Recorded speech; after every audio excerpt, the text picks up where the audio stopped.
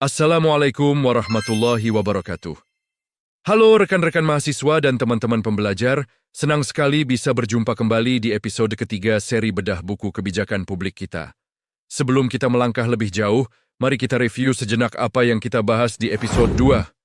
Kemarin, kita sudah meluruskan istilah antara policy, yaitu kebijakan, dan wisdom, yaitu kebijaksanaan, yang kita juga sudah membedah definisi dari Thomas Dye, bahwa kebijakan adalah pilihan pemerintah untuk melakukan atau tidak melakukan sesuatu. Intinya, kebijakan adalah arah tindakan yang punya tujuan. Nah, sekarang pertanyaannya, bolehkah pemerintah membuat kebijakan sesuka hati? Tentu tidak.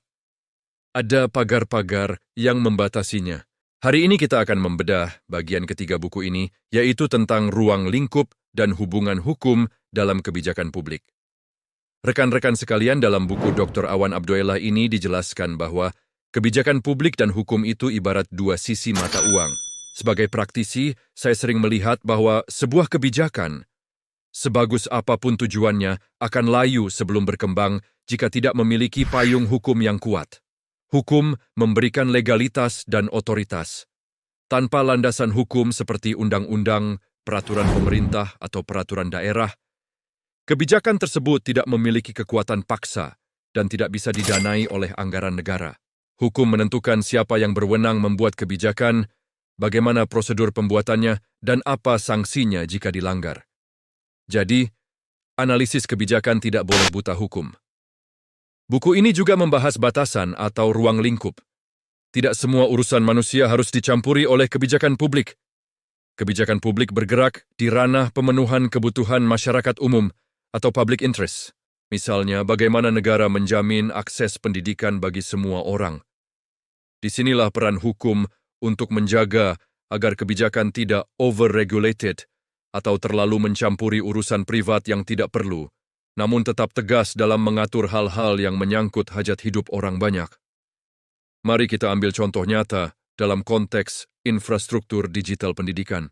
Ini ketika kita mengusulkan model KPS atau kemitraan pemerintah dan swasta, kita tidak bicara di ruang kosong. Kita harus melihat undang-undang tentang sistem pendidikan nasional, undang-undang tentang ITE, hingga aturan teknis mengenai pengadaan barang dan jasa.